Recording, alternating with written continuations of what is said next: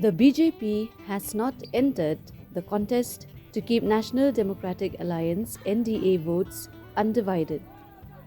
Its key NPP that fielded women candidates for both the seats has the task cut out to hold on to former Chief Minister P.A. Sangma's legacy. The NPP hopes to take the Shillong seat from the Congress this time. However, the three-time Shillong MP and former Union Minister Vincent Pala said every vote for the NPP is a vote to the BJP. Despite the NDA's big wins in 2014 and 2019, and the Congress being out of power in Meghalaya for the past 6 years, the party managed to hold on to its Shillong bastion. The major challenge for the incumbent Shillong MP is to retain his bastion. In a significant political development from Shillong, Meghalaya, Aprin Lyngdoh, a seasoned legislator with an undefeated innings in the State Assembly, has officially entered the race for the Shillong Lok Sabha seat.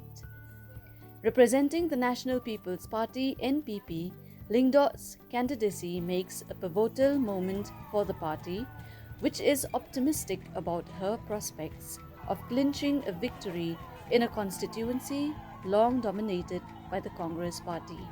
This move could potentially alter the political landscape of the region. Aprin is the lone woman candidate from Shillong parliamentary seat. DD News spoke to Aprin Lyngdoh to know more about her journey. So at the very beginning of this journey, I was in fact requested by the party to prepare myself so that we can contest this MP elections. At the very first instance, I was really taken by surprise because the MP elections was something that was never in my menu of activities, and out of the blue, party thought that it is time for the NPP to themselves contest in the MP, and in their search for the correct MP candidate, this exercise zeroed down on my name. And subsequent to that, party high command came to meet me, and we had a 10-day evaluation of this entire proposal by my bloc, myself, the MDC, who is my husband, my children, my parental relatives like my sisters and brothers, because contesting the MP is a completely different preparation. And when we were told first by the party, it was sometime in the last week of November 2023. So we did a bit of a test, and firstly we did a quick survey in my own constituency to find out what will the reaction of my citizens be. And we were pleasantly surprised that citizens in my constituency thought that if party commanded me to contest, it would be the fitting thing to do, because at this juncture, we are well conversant with the challenges that we expect to come our way in the few coming years, with so many policy changes and a lot of activity in areas of law, areas of legislature likely going to change. So this is a time that there was a need for the NPP to bring a candidate that is going to be a known face, not just in the state, to get support and garner support, but also in the corridors of Delhi. And having evaluated everything, it was decided that I was to begin my campaign, and the party announced my name. So here I am, and that is the story of how my candidature evolved, and that is where I am today. Firstly, after having accepted the offer of the party to contest and field as an MP candidate in the Lok Sabha general elections of 2024, I immediately embarked upon a journey where I made it a point to go meet people across the 36 constituencies. And in my journey, which has been very thorough, very deep, I have covered a very large number of villages, maybe up to 1700 villages. And I have met all kinds of citizens, young, old, male, female, in all of these villages, which are the polling stations, or they are the, the booths in each of these villages. And I have gathered a lot of knowledge in the last 4.5 months. The first knowledge that I have gathered is that there is this gap of information between people and their MP. A lot of people have told me they've not met their MP in a long while, and likely only talk about the MP during an MP candidate. So this is the first challenge that I will have to overcome. I cannot afford to also be seen 5 years down the line as an MP who's not seen and not heard of. This is the first thing that I will poise myself to overcome. The second thing, citizens of Meghalaya in general, and particularly one Shillong parliamentary seat, are unaware of the role of an MP. So this is another very interesting disclosure that I encountered. And I was busying myself with familiarizing citizens at large, literate, semi-literate, sometimes even the old and aged, who likely will have little access to information about the roles of an MP. So after I had consulted them and explained to them, then they kind of understood what exactly I was saying. And they started listing the difficulties that they have in these various Government of India schemes. They are very, very disturbed that almost every government scheme is linked to Aadhaar. And they find it very difficult to also access registration of Aadhaar. A processing of an Aadhaar card, according to reports that I have received in all 36 constituencies that I've traveled to, is that it takes a minimum of 2 months for an Aadhaar to be received by the applicant. So I have requested them that, please do not hesitate. But I also need to find out why is this Aadhaar taking so long to get processed and reach concerned citizens. The second thing is that they're talking about the PMAY, or the housing scheme of the Honorable Prime Minister. How is it that the Honorable Prime Minister has not considered a headload of materials and transportation costs of materials for individuals accessing the scheme? So everybody in India has a flat rate, I'm told. I'm not sure, but this is what they've told me. And they said that we should bargain and we should debate and we should bring forward in forms of discussion in the parliament of the fact that these schemes are not sufficient for the people of the state of Meghalaya, because inaccessibility of villages is a big hindrance to several citizens in several villages till today, landlocked locations. Another thing is, in other parts of the country, transportation of these materials may not cost as much. But in the state of Meghalaya, additional costs are always incurred by citizens with regards to transportation of materials for the building of their homes. I've also been told that it's very difficult for citizens to access the Prime Minister's additional link to the MHIS card. So apparently it's very difficult. Empanelment of institutions is still a big hindrance to individuals.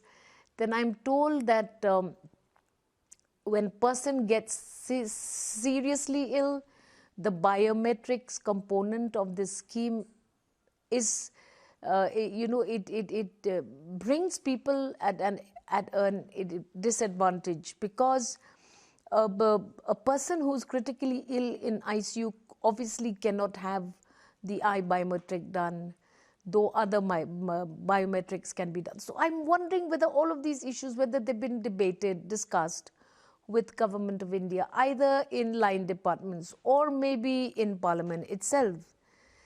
Then I've also been told by several people that it's very difficult to register for this umbrella scholarship scheme that Government of India gives students, and that even if students have applied, it takes very long for them to receive the benefits of this scholarship, because parents have to beg, borrow in order to be able to ensure that fees of students is covered, especially in specialized education, skill education, or maybe even in areas of higher and technical education. So these are the difficulties that I've been engaging with people, and I've collected.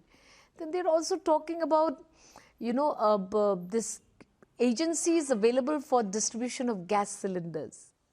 So this is something I'm hearing from people. I mean, I have never ever engaged on the matters of MP.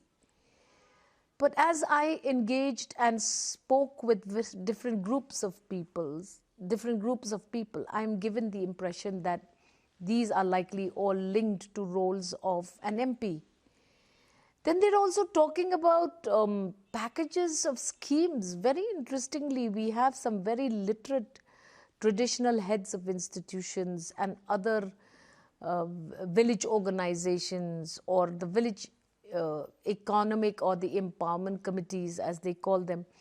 They're saying that even packages of roads get truncated, in a sense that there was a road that, there were 2-3 roads that I happened to have had the privilege of traveling on, where a partial allocation of funds from the Ministry of Road and Surface Transport has only been released by the Government of India.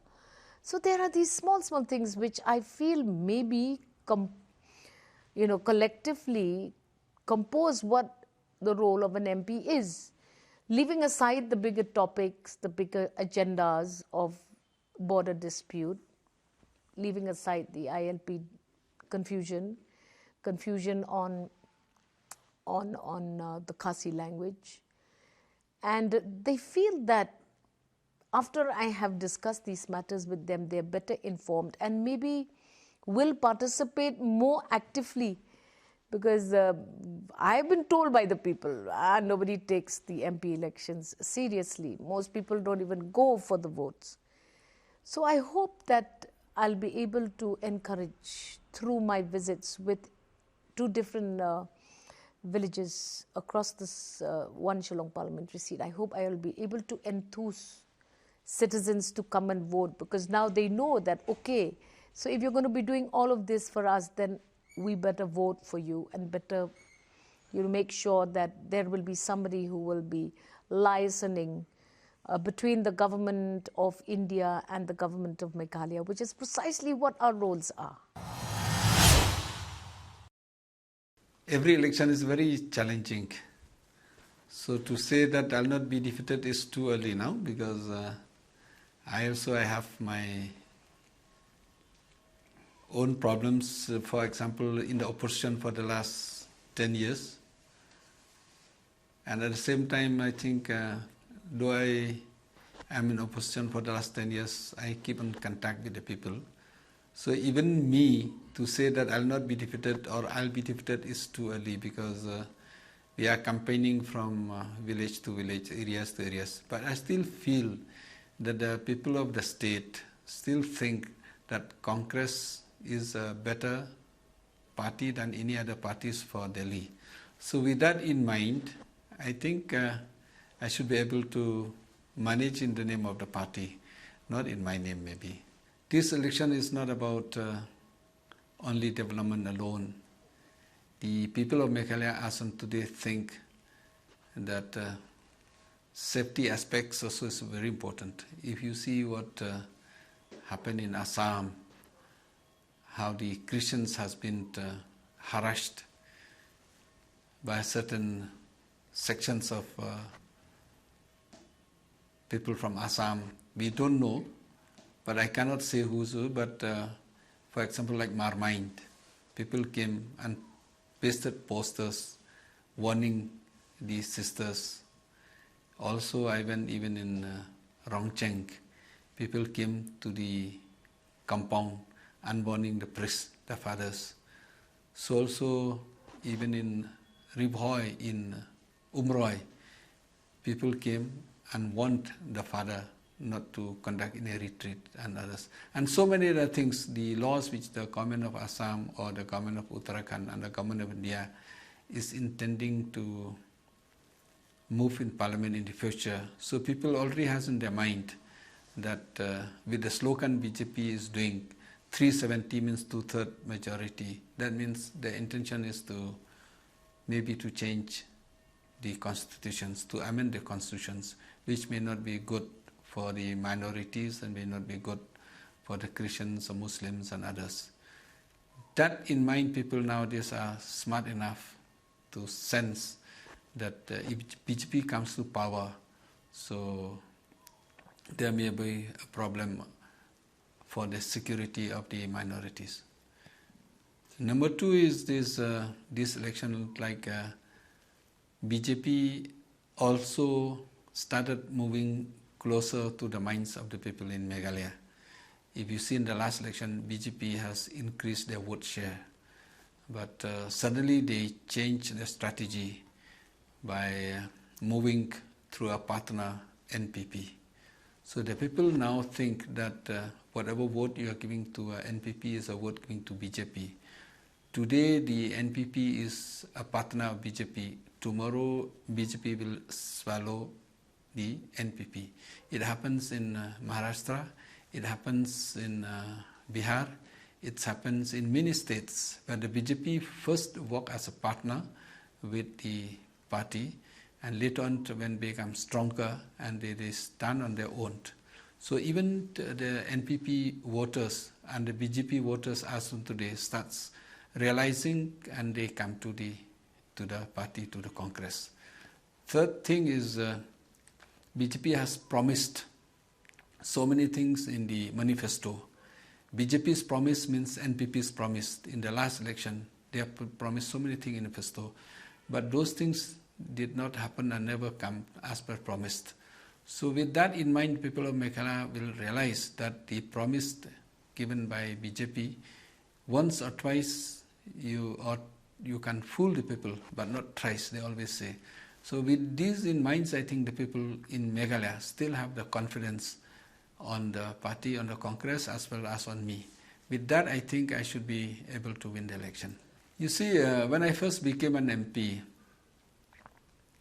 you see how Shillong Dauki Road was there, but how it is now.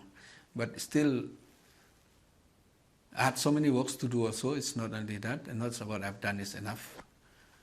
When we have done the road constructions, got a sanction from Shillong to Guwahati, Shillong bypass, Jied bypass, from Shillong to Nongstoin, then to Tura. We never had an airport. We have an airport now. We never had a railway, but we got a sanction, but the public says no to it. So in the democracy we respect, so we didn't do it, but we got a sanction. We never had an engineering college in Meghalaya. So we brought it, the Congress time we brought it. NIT was there in Meghalaya. We never had medical college in Meghalaya. So when the NIGRIMS functions, it was supposed to be for a super specialist hospitals, and it's supposed to be not for MBBS. But during the Congress, we made it. We got 100 seats. Out of that, almost 20 seats belong to the local. So with so many things which we have done, not only that, many other things which have done in road, like West Castles used to be the most neglected districts. But today, if you go to Nongstoin, we could connect from Nongstoin to Assam through Ramrai. From Nongstoin, we connect to Bangladesh through Ranikor. So roads are under constructions. So I could see that we can connect the West Castles, then there will be equal distribution of wealth from the east to center and the west of Meghalaya. Not only that, after the banning of coal mining, people of Meghalaya has become poor. So not only that, in the West Castles also become poor. So we have taken an initiative working with the church together. Today we have got at least 2 colleges only in the Jied Hills, in the East Jied Hills, and of course we have also in West Jied Hills, and also we even in West Castles and Southwest Castles, the new colleges has come. So those are all those initiatives, even in Ribhoi. Those initiatives were taken by me and my team, and the party also supported, and the church also supported. So if you look in all those initiatives which have taken, what I'm saying, a few, a part of so many other things we have done, people will still think that had I been in the ruling, I could have done more. So I think hopefully this time with the BJP is giving false promises in the last 10 years, and with the BJP's corruptions in the electoral bond, and with the BJP's harassing the oppositions right from the Chief Minister of Delhi, the Chief Minister of Jharkhand, toppling the government in Maharashtra, toppling the government in Himachal, toppling the government in Karnataka. So BJP did not get a mandate, but they want to do it by force. That means people are looking that the trust in the democracy will become lesser and lesser if we depend on the BJP. That's very important. So most of the people think that the BJP is overdue for the mandate be given to them. So hopefully even all over India this time the Congress and its allies will definitely come. So with that in mind, I think people of Meghalaya also are smart enough to assess the situations. Hopefully things will be better, will be brighter in the future, and the people will live at peace. As on today, people are fearing. If you see what's happening in Meghalaya, nobody bothers. Be it in drugs abuse, be it in somebody killed, be it anything happened, nobody bothered. Because why? Everybody is involved in it. So people of Meghalaya also, I think, are now thinking that Congress time was so nice, so peaceful, and even BJP are now coming to Congress, NPP coming to Congress, UDP coming to Congress. So the support we have seen, I think, is we have a better future and better chance this time.